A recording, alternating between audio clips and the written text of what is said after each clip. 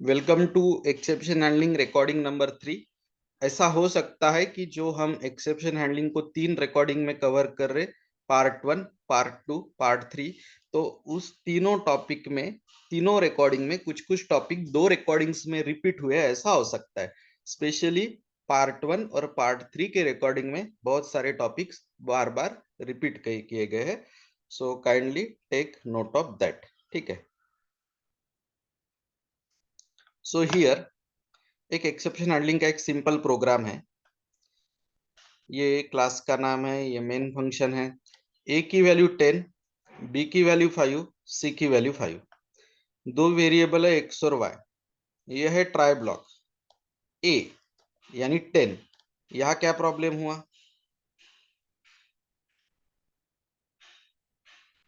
B minus सी 0 है। Answer 0 आया यहाँ पे, एम आई राइट? यस कारण सर। बी ची व्हॅल्यू 5 आहे, सी ची पण व्हॅल्यू 5 आहे। 5 माइनस 5 0। तो कौन सी एक्सेप्शन आई है?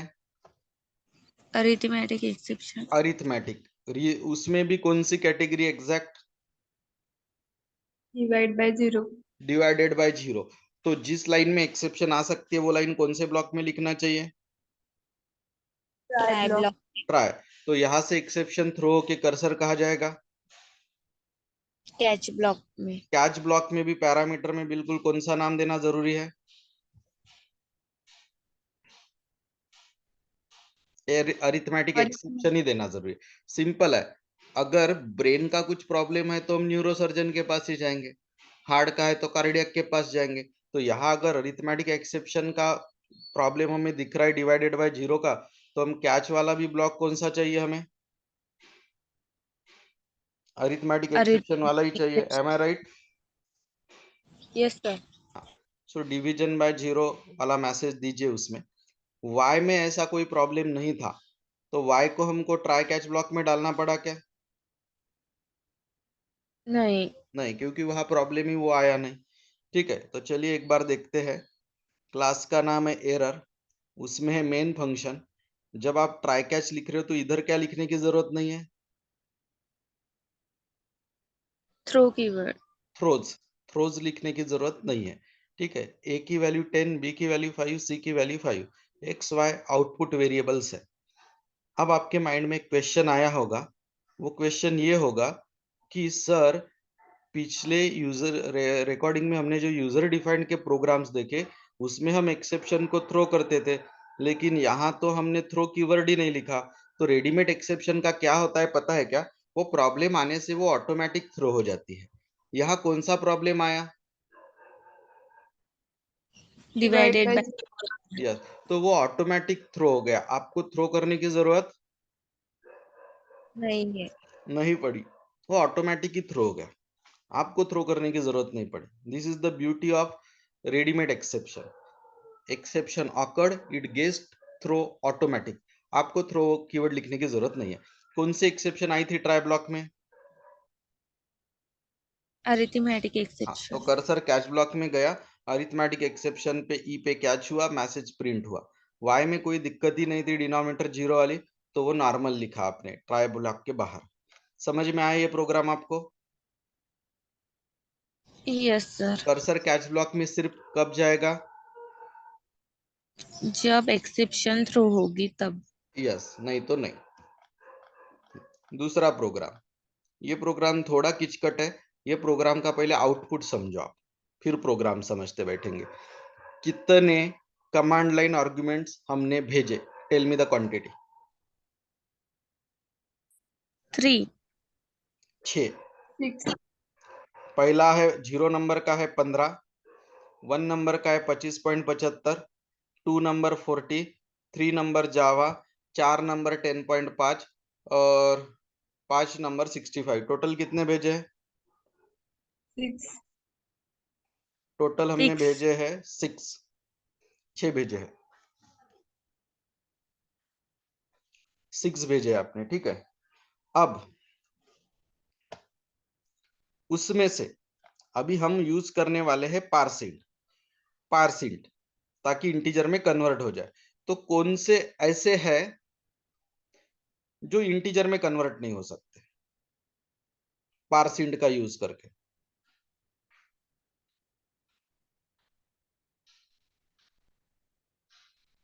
ऐसे कौन से आर्ग्यूमेंट्स है इसमें से जो पार्सिंट का यूज करके इंटीजर में कन्वर्ट हो ही नहीं सकते? 25.75 जावा 10.5 यस, तो 1 नंबर पे है, 1 नंबर की इंडेक्स पे है ये, 3 नंबर की इंडेक्स पे है ये, और 4 नंबर की इंडेक्स पे ये है। तो उन 3 के वके पार्सिंट फेल हो जाएगा।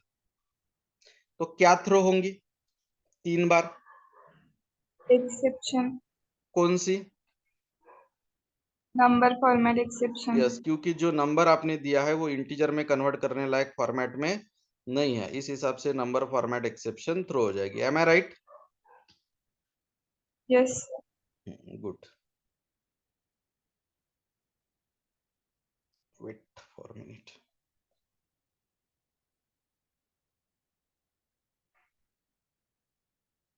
Okay, so this exception will be thrown, number format exception. तो फिर पहला इनवैलिड कौन है? 20.5 यस, सेकंड जावा और थर्ड? 10.5 तो हमने इनवैलिड नंबर प्रिंट की है। अगर नंबर इनवैलिड रहा तो कर्सर कौन से ब्लॉक में जाता? कैच ब्लॉक पे। यस, यानी इनवैलिड को प्रिंट करने का लॉजिक, इनवैलिड नंबर्स को प्रिंट करने का लॉजिक कौन से ब्लॉक में चाहिए? कैच ब्लॉक में। यस, और बाद में हमने काउंटर बताया कि वैलिड नंबर कितने थे 3 और इनवैलिड 3। जरूरी है क्या कि 6 ही पैरामीटर्स भेजे जाए? नहीं। नहीं, ज्यादा भी भेज सकते हैं। चलिए देखिए एक बार, ये इनवैलिड काउंटर 0, वैलिड काउंटर 0, और जो वैल्यू हम पार्सिंट से इंटीजर में कन्वर्ट करेंगे वो किसको असाइन करेंगे? नंबर। नंबर को। लूप 6 वैल्यू के लिए कितनी बार रिपीट होगा? 6 बार। 0 कहां से कहां तक? 0 to 0 5 10 वैल्यू दिए होते तो? 0 to 9। यस, पार्सिंट करते वक्त नंबर फॉर्मेट एक्सेप्शन आ सकती है, इसलिए वो कौन से ब्लॉक में लिखना पड़ा? ट्राई ब्लॉक में। आई की वैल्यू स्टार्टिंग में 0 थी, तो ARJ 0 की वैल्यू क्या है? 15 15, वो कन्वर्ट हो गया, तो कहा जाने की जरूरत नहीं है। कैच ब्लॉक में। हाँ, वैलिड काउंटर 1 से बढ़ाइए, वैलिड काउंटर 1 से बढ़ा के आप प्रिंट कर दीजिए। सॉरी, आप वैलिड काउंटर 1 से बढ़ाइए, प्रिंट बाद में करेंगे। वैलिड काउंटर हो गया 1। अब आई क्या इंडेक्स कितना हो गया 0 के बाद? 1 1 पे है 25.75, तो क्या थ्रो होगी? एक्सेप्शन। क्योंकि 25.75 पार्सिंट से कन्वर्ट करने लायक नहीं है। कौन सी एक्सेप्शन? नंबर फॉर्मेट अब एक्सेप्शन। कौन सा काउंटर बढ़ेगा? इनवैलिड का। सिर्फ काउंटर बढ़ेगा कि वो इनवैलिड इंडेक्स वाली वैल्यू प्रिंट भी हो जाएगी? प्रिंट भी हो जाएंगी वैल्यू। प्रिंट भी हो जाएंगी। अब आपको रुकना है कि अगला आर्ग्यूमेंट चेक करना है? अगला आर्गुमेंट चेक करना है। रुकना होता तो ब्रेक लिखते थे, और अगला आर्ग्यूमेंट चेक करना है इसलिए कंटिन्यू लिखा है। तो कंटिन्यू को मत भूलिए। मी तुम्हाला एक एक्झाम्पल व्हॅलिडचं दिलं, एक इनव्हॅलिडचं दिलं। व्हॅलिड असेल तर व्हॅलिड काउंटर वाढतो, कोणता ब्लॉक रन नाही होत? Catch block. आणि इनव्हॅलिड असेल तर मग कॅच ब्लॉक रन होते। इनव्हॅलिडची काउंट एकनी वाढते, आर्ग्युमेंट्स प्रिंट होतात, एंड सो ऑन। कंटिन्यू से कर्सर डायरेक्ट ऊपर चला जाता है, कौन सी लाइन छोड़ देगा वो? वैलिड वाली लाइन। यस, क्योंकि इनव्हॅलिड रहा तो व्हॅलिड रन नहीं होना चाहिए। ठीक आहे, असंच 6 वेळा रन होईल, 6 वेळा। जेव्हा हे सगळं संपेल फॉर लूप, तेव्हा बाहेर येऊन तुम्ही व्हॅलिड आणि इनव्हॅलिड दोन्ही काउंटर प्रिंट करा, आन्सर येईल 3-3। Do you understood? Yes sir. ये प्रोग्राम एग्जाम में आने के चांसेस वैसे कम है। अब सबसे इंपॉर्टेंट पार्ट, मैं आपको डिफरेंस समझाने जा रहा हूं थ्रो और थ्रोज, ये दो मैकेनिज्म का, थ्रो एंड थ्रोज. एक सिंपल एक्झाम्पल नी समजून सांगण्याचा प्रयत्न करतो पहिले.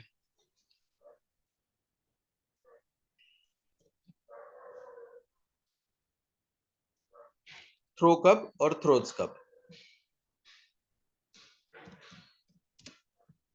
कौन सा फंक्शन है? Function function 1. यहां ट्राई ब्लॉक है, ट्राई ब्लॉक में कुछ तो भी थ्रो हुआ,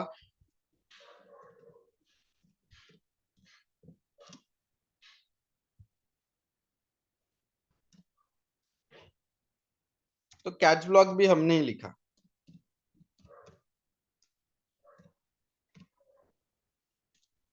यानी ट्राई और कैच दोनों कौन से फंक्शन के अंदर है? फंक्शन 1. फंक्शन 1. ट्राई भी फंक्शन 1 के अंदर है और कैच भी फंक्शन 2 के अंदर है. ऐसा अगर है तो ये कौन से कीवर्ड का काम है? थ्रो. अब थ्रोज में क्या होता बताता हूं मैं. ये तो यहां खत्म. थ्रोज में दो फंक्शन रहते हैं. ये हो गया फंक्शन 1. यहां मुझे लिखना पड़ेगा थ्रोज XYZ. थ्रोज यस लगाना मत भूलिए.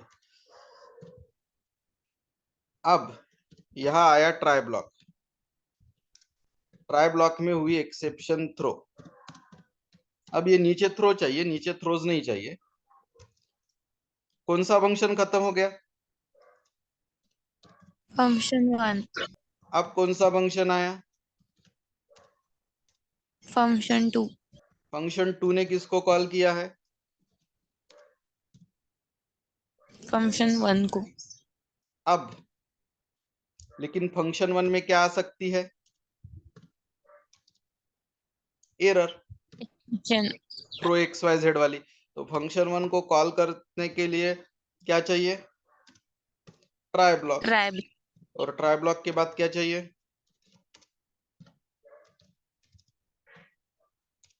अब देखिए, अब थ्रो कहां से हुआ था?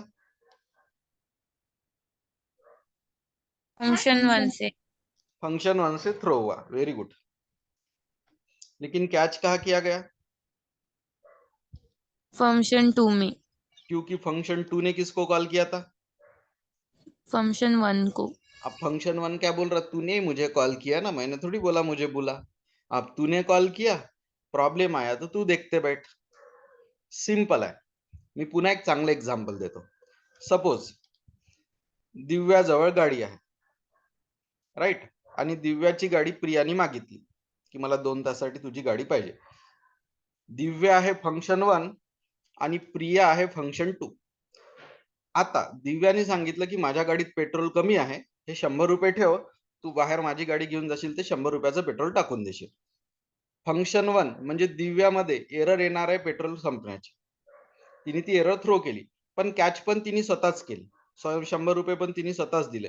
हे मेकॅनिझम थ्रो झालं की थ्रोच झालं? थ्रो. Throw throw. दिव्यानीच थ्रो केलं, दिव्यानीच कॅच केलं. हे पहिल्यासारखं मेकॅनिझम झालं. ही दिव्या आहे, दिव्याच्या गाडीत प्रॉब्लेम येणार होता, दिव्यानी 100 रुपये देऊन त्याला कॅच केलं. हे थ्रो झालं. थ्रोचं मेकॅनिझम कसं असते माहित आहे का? आता ही दिव्या, ही प्रिया. दिव्याची गाडी कॉल केली, मागितली प्रियाने, तर दिव्या काय म्हणते? मी फक्त प्रॉब्लेम सांगत आहे म्हणते की पेट्रोल संपणार, पण गाडी तू नेत आहे ना, तर मग कॅच तूच करत बस. 100 रुपयाचं पेट्रोल तूच तुझ्या पैशाने टाक. हे कोणतं मेकॅनिझम झालं? थ्रोज. यस, सिंपल आहे. दिव्यानीच प्रॉब्लेम सांगितला आणि दिव्यानीच सॉल्व्ह केला, हे झालं थ्रो. दिव्यानी प्रॉब्लेम सांगितला आणि प्रियानी सॉल्व्ह केला, कारण गाडी प्रिया नेत आहे, तर हे झालं थ्रोज. मेकॅनिझम समजलं?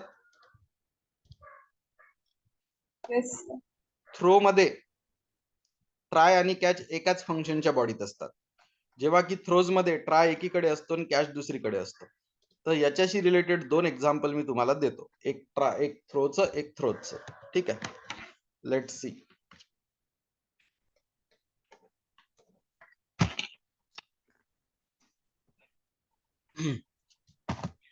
चलिए देखते हैं। तो ये थ्रो का डेमो है। फंक्शनचं नाव काय आहे? डेमो प्रॉक. हा, म्हणजे ही दिव्या आहे. दिव्याने लिहिला ट्राय ब्लॉक आणि दिव्याने कोणती एरर थ्रो केली? Null point. Null pointer exception दिव्याने थ्रो केली. ठीक आहे. दिव्याचं नाव आहे डेमो प्रोक. दिव्याने ती एरर थ्रो केली आणि कॅच पण त्याच डेमो प्रॉक मध्ये झालं, म्हणजे कॅच पण तिनेच केली. Am I right? Yes sir. हा थ्रोचा मेकॅनिझम झाला. मेन फंक्शननी काय केलं? डेमो प्रॉकला कॉल केलं. पण मेनला ट्राय ब्लॉक लिहावं, ट्राय कॅच लिहावं लागले का? नाही. पण मेननी तर डेमो प्रोकला कॉल केलं, म्हणजे ही मेन फंक्शन म्हणजे प्रिया. प्रियाने तर दिव्याची गाडी मागितली होती, पण त्याचं टेन्शन प्रियाला नाहीये, कारण तो सगळा प्रॉब्लेम ट्राय कॅच लिहिण्याचा कोणी हँडल करून टाकला? दिव्याने. डेमो प्रॉक. डेमो प्रॉक हे असं फंक्शन आहे ज्याच्या आतमध्ये ट्राय ब्लॉक पण आला, कॅच ब्लॉक पण आला, त्यांनी सगळे मॅटर सॉल्व्ह करून टाकले. This is called throw. इथे थ्रोची गरज नाहीये.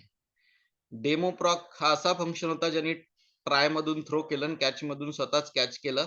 मेनला खूप सिंपल काम ठेवलं की मेनला म्हटलं तू फक्त डेमो प्रोकला कॉल कर, तू फक्त माझी गाडी घेऊन जा, बाकी काय प्रॉब्लेम आहे आणि कसा कॅच करायचा ते सगळी रिस्पॉन्सिबिलिटी डेमो प्रॉकची स्वतःची आहे. हाच प्रोग्राम थ्रोजनी बघू.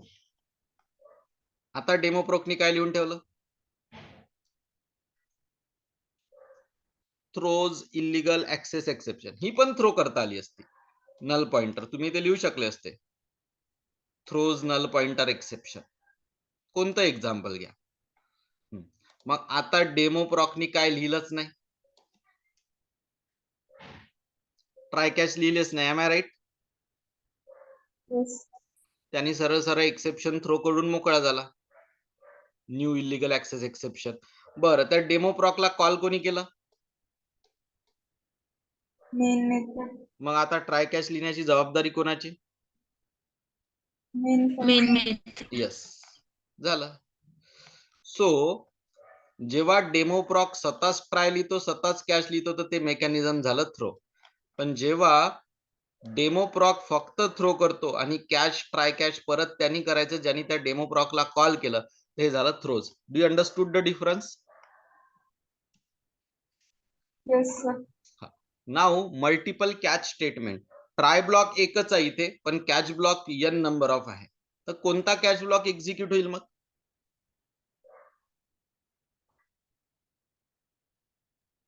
विच कॅच ब्लॉक विल एक्झिक्यूट? जो प्रॉब्लेम ट्राय मध्ये आला तो. ट्राय मध्ये जर एक्सेप्शन टाइप 1 चा प्रॉब्लेम आला तर पहिला कॅच रन होईल. एक्सेप्शन टाइप 2 चा प्रॉब्लेम आला तर दुसरा रन होईल. एक्सेप्शन टाइप n चा प्रॉब्लेम आला तर तिसरा रन होईल. Do you understood? तो डिपेंड करता है कि प्रॉब्लेम कौन सा आया है. M I right? येस.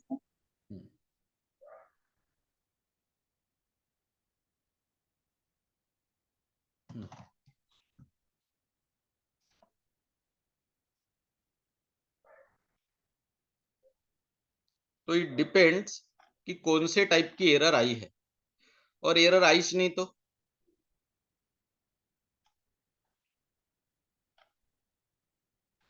कोणताच कॅच ब्लॉक रन होणार नाही. M I right? Yes sir. Example देखिए, मल्टी कॅच. ए हा ऍरे आहे, बी हा नॉर्मल व्हेरिएबल आहे. ट्राय ब्लॉक मध्ये एक लाईन लिहिलेली आहे, त्या लाईन मध्ये किती प्रॉब्लेम येऊ शकतात? ट्राय ब्लॉक मध्ये जी एक लाईन लिहिली आहे त्या लाईन मध्ये किती प्रॉब्लेम येऊ शकतात? 3. डिवाइड आहे तर अरिथमॅटिक एक्सेप्शन येऊ शकते, डिनॉमिनेटर 0. ऍरे यूज केला आहे तर array index out of bounds exception येऊ शकते. हा एक्सेप्शन वर्ड सोडू नका, लोक इथं थांबून जातात बाउंड्सवर. Array index out of bounds exception पण वर्ड है. इंडेक्स रिलेटेड इश्यू आया तो ये आता. और एरे का डेटा टाइप इंटीजर है लेकिन वैल्यू गलती से फ्लोट डाल दिए तो कौन सी एक्सेप्शन आती? Error store exception. यानी ये अकेली लाइन कितनी एक्सेप्शन जनरेट कर सकती है?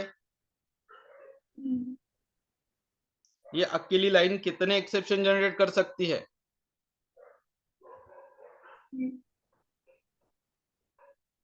3। तो कितने कैच ब्लॉक लिखूं? कितने 3 कैच ब्लॉक लिखना है? 3। ये पहला अरिथमेटिक एक्सेप्शन वाला, दूसरा array index out of bound exception वाला, तीसरा एरे स्टोर एक्सेप्शन वाला। बराबर। अब आप मुझे बोलिए 3 में से एग्जैक्ट प्रॉब्लम कौन सा हुआ ऐसा लग रहा है आपको? Array index out of bound. Yes, क्योंकि ये इंडेक्स 0 था, ये इंडेक्स 1 था, यानी दो ही इंडेक्स अवेलेबल है, 0 और 1। आपने कौन सा यूज किया? 2 यानी ये वाला प्रॉब्लम आया, तो बराबर ये कैच ब्लॉक रन होता। ये कैच ब्लॉक तब रन होता अगर एरे इंटीजर है और वैल्यू फ्लोट डाल दिए तो, और ये वाला कैच ब्लॉक तब रन होता अगर डिनोमिनेटर 0 आया तो ट्राई ब्लॉक 1 है, कैच ब्लॉक 3 है। ट्राई ब्लॉक पैरामीटर नहीं लेता, कैच ब्लॉक पैरामीटर्स लेता है। 3 में से array index out of bound वाला रन हुआ क्योंकि इंडेक्स आपने 2 यूज किया जबकि हमारे पास 0 और 1 ही अवेलेबल थे। ये नीचे के 2 लाइन ट्राई कैच के बाहर है। Do you understood this multiple वाला? Yes sir. Now finally statement. Finally statement कैसा लिखा जाता है देखिए, एक तो ट्राई के इमीडिएट बाद फाइनली, फिर कैच ब्लॉक अलाउड नहीं है।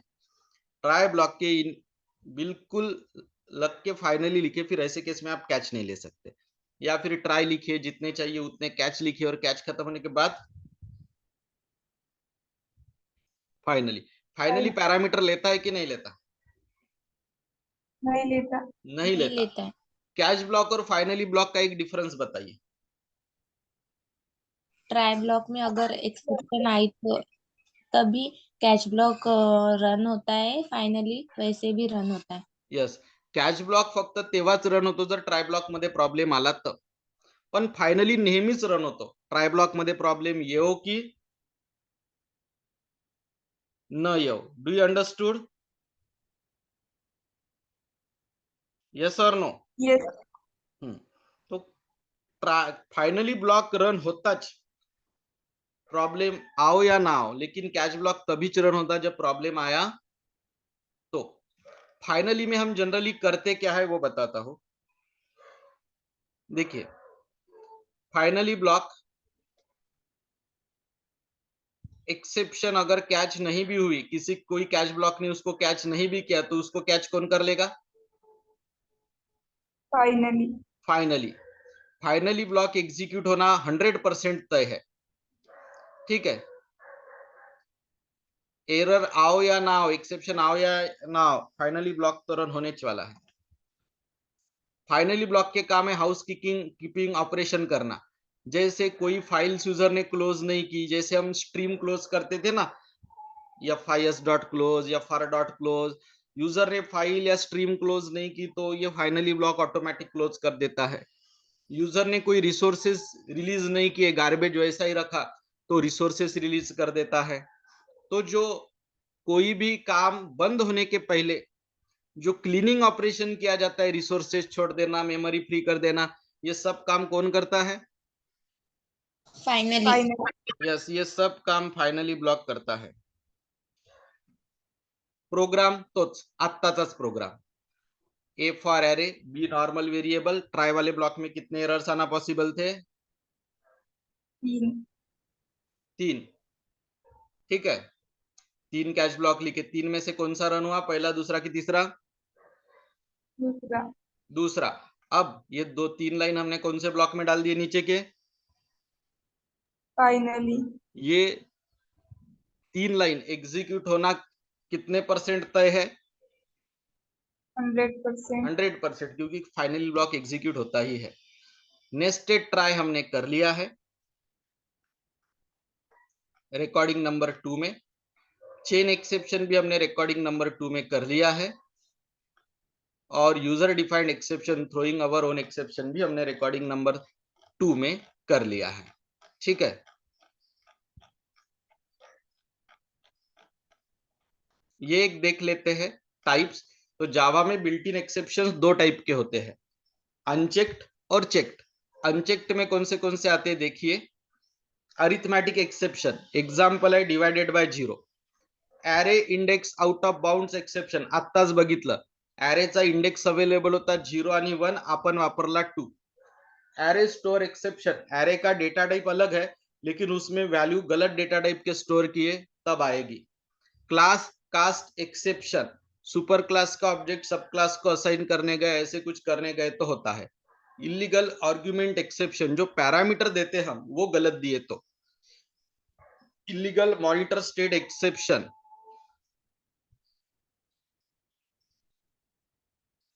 इसका एक एग्जांपल देता हूं.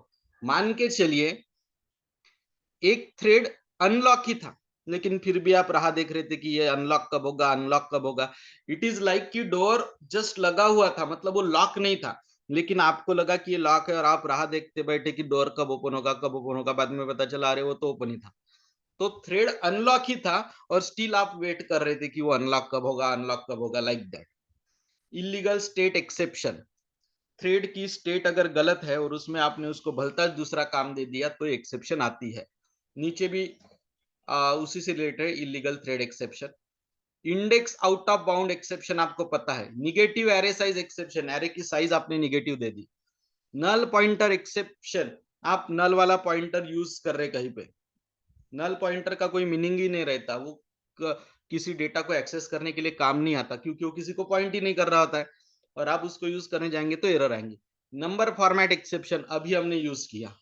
25.75 को % से इंटीजर कर सकते थे क्या? नहीं, तो नंबर फॉर्मेट एक्सेप्शन आई थी, राइट. जावा, JAVA जावा, % से इंटीजर होता क्या? नो, नंबर फॉर्मेट एक्सेप्शन आई थी. TEN10 स्पेलिंग % से इंटीजर होता क्या?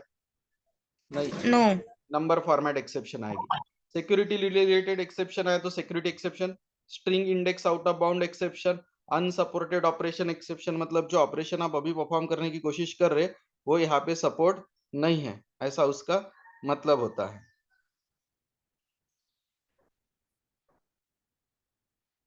ठीक है. अब check exception, class not found, जो क्लास नेम हमने दिया है वो अवेलेबल ही नहीं है, वो क्लास मिल ही नहीं रहा हमारे प्रोग्राम में. Clone not supported exception, clone यानी डुप्लीकेट कॉपी तैयार करना.